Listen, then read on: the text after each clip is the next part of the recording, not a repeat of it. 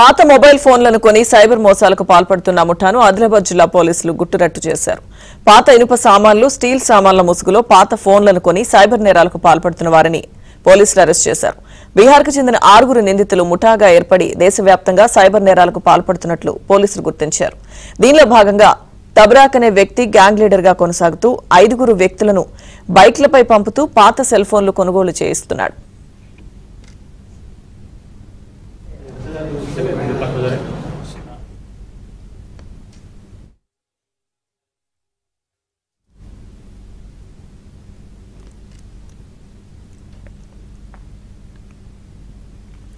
పాడైన ఫోన్లు కొంటామంటూ స్టీల్ సామాన్లకు, ప్లాస్టిక్ డబ్బాలకు పాత ఫోన్లు తీసుకుంటున్నారు.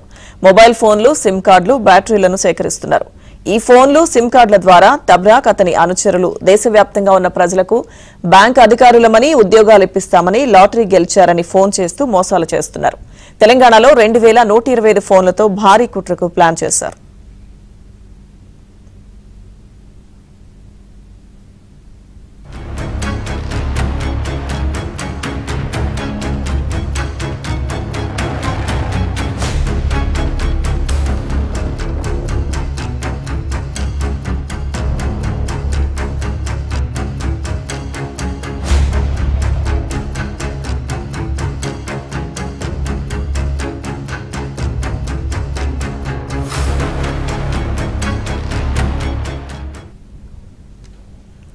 ఆదిలాబాద్ 2 టౌన్ పోలీసులు అరెస్ట్ చేసిన వారు బీహార్ ముఠా సభ్యులుగా గుర్తించారు. ఇక వీరి వద్ద నుంచి 2125 పాత మొబైల్ ఫోన్లు, 107 సిమ్ కార్డులు, అలాగే 5 ద్విచక్ర వాహనాలు, 600 మొబైల్ బ్యాటరీలను స్వాధీనం చేసుకున్నారు.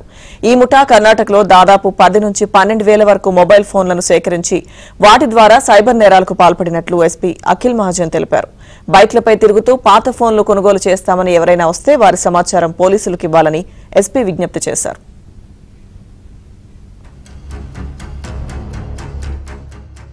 2125 old mobile phones, 107 SIM cards, 5 bikes Bihar చెందిన 600 మొబైల్ బ్యాటరీస్ సీజ్ అయినాయి.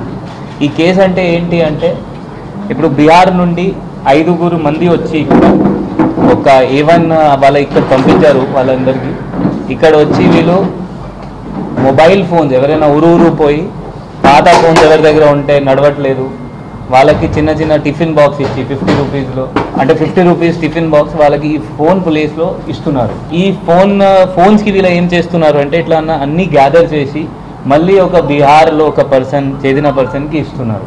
ఆ బీహార్ పర్సన్ ఈ ఫోన్స్కి వాడుకొని, ఆ IMI నెంబర్ వాడుకొని సైబర్ ఒఫెన్సెస్ మేబీ మళ్ళీ థాయిలాండ్లో, మయన్మార్లో, కంబోడియాలో, లాఓస్లో ఇట్లయినా సైబర్ ఒఫెన్సెస్ వీళ్ళతో వాళ్ళు చేస్తున్నారు. So please all of you also maximum చైతన్యం ఉండాలి సైబర్ ఒఫెన్సెస్ పైన. ఎందుకంటే ఇప్పుడు జరిగిన మ్యాక్సిమం ఒఫెన్స్, మెయిన్ ఒఫెన్స్ అంటే cyber offence. So cyber offence పైన మనం చైతన్యం ఎక్కువ ఉండాలి.